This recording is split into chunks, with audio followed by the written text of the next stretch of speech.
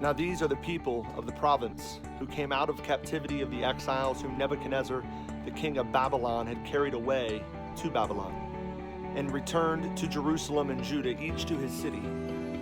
That's the beginning of Ezra chapter 2, and it's followed by a pretty long list of individual family names and exact numbers of those who chose to take up the offer that King Cyrus had given them to return to Jerusalem to begin the process of rebuilding the temple.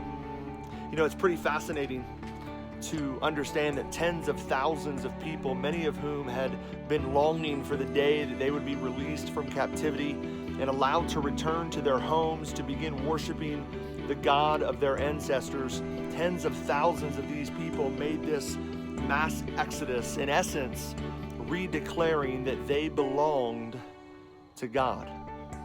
Among those who were attempting to make this move were a small group of priests who, from the outside looking in, were like all of the others that were headed out of captivity. But at the very end of chapter 2, verse 61, we read a few words that give us a glimpse into the deeper story of who these men were. And here's what it says in chapter 2, verse 61.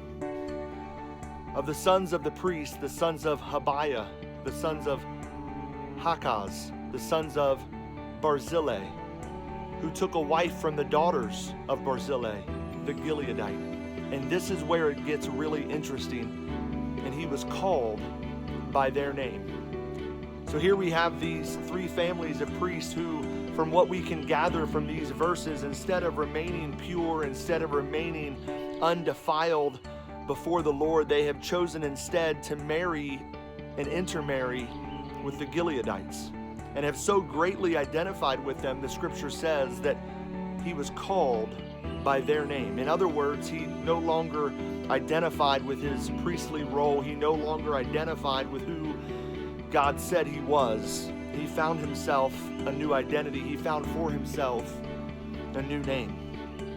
You know, if we're honest with ourselves, we'll admit that at times we're tempted to make the same mistake. When things get tough and we find ourselves in captivity, or it's no longer easy to serve God, it's no longer convenient, it's no longer as beneficial as we had once hoped it would be, we sometimes start to search for a new identity. We start to grow tired of who God says we are, and instead we seek a new name for ourselves. The great commentator Matthew Henry said, "Those who undervalue their relation to the Lord in times of reproach, persecution, or distress will have no benefit from it when it becomes honorable or profitable.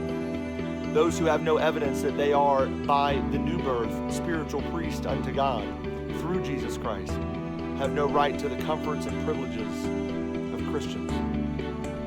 You know, my prayer for you and I is that we would never, ever cease to identify with who God has called us to be. My prayer is that when the going gets tough, that you and I would fight the temptation to throw in the towel and to stand firm in who God has called us to be. Be encouraged and keep moving.